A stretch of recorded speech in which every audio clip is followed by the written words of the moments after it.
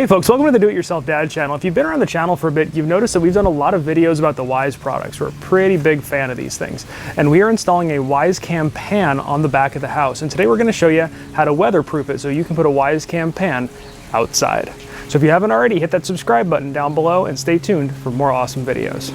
Now I'm standing here in my backyard at the point that we are planning on mounting the WyzeCam. So the first thing you want to do before you do anything else is decide where you want to mount the thing and make sure that you can see everything that you want to see from the camera. The other thing to consider is make sure you're not looking over the neighbor's fence. Don't be a creeper, that's weird. When you're picking a place to mount it, make sure it's underneath an eave like this, because all of these waterproofing solutions are good, but they're not perfect. So you do want to make sure you keep it out of the elements. And the other thing to consider is where you're going to be running power to. We're going to be running power into the attic. So we went right through one of those holes up into the attic. Now this is the product that we're going to be using to waterproof, or at least make our WyzeCam pan water resistant. Let me show you what's in here. I've already taken this thing out of the box once, but this is what it is. It's an completely enclosed Lexan hood that goes over your WyzeCam. A lot of the other ones are silicone and they cover it, but they don't cover the lens portion. So there's areas where water can get in. Now the one thing to note, there's nothing sealing off the bottom of it. So that is something you want to be cautious of. And that's why I still don't recommend putting this thing right out in the elements. We're going to show you how easy it is to install this thing and get your WyzeCam pan all set up for outside use. Now the enclosure just slips over the top of the camera, and here you can see I don't have a lot of clearance. What we're going to do is we're going to loosen up this mount, and this metal mount here came with the enclosure as well. We're going to loosen up the mount a little so we can pitch the camera forward, and then the whole thing slips right over the top of the camera. Now you will notice here that the plug is still exposed, and I would recommend getting some silicone caulking or something along those lines and beating it around that so you don't get water into that USB port. Now with that in place, you can put it back up and tighten the mount back up, and now you're all set. The one other thing I would recommend is you have your wire coming right out the back here.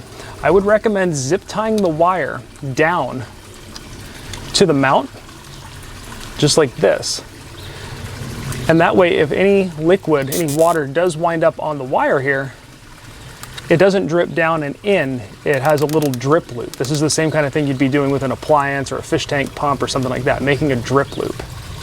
So now that we've got it installed outside, we've got the power running up inside. And on my last videos, I had a lot of questions about how I got power to the camera inside my attic. So now we're going to go in the attic. I'm going to show you how we did that.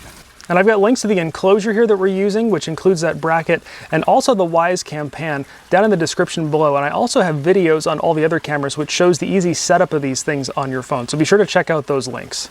So you can see down there, that's where the power comes in from outside. I've got the USB adapter, the cord comes here, and I've got it plugged in right here to this guy. And a lot of people know these as a bus bar or a surge protector, but I'm going to show you a little trick. You take the other end of this, you plug it right in like that, and now you got yourself a loop. You've got infinite power. Some people call this a power loop. I'm just kidding. I actually have an outlet here in my attic that I plug this into. If you don't have an outlet in your attic, you may have to find another power source.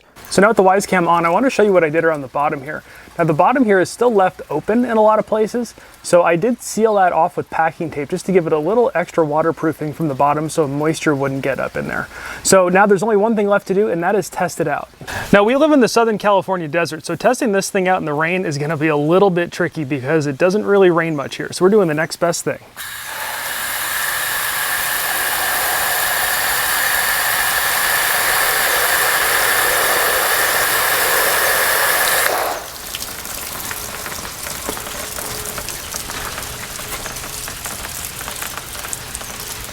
Oh, look at that. I think she wants some more.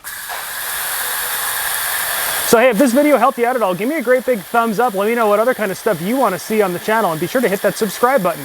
Thanks a lot for watching.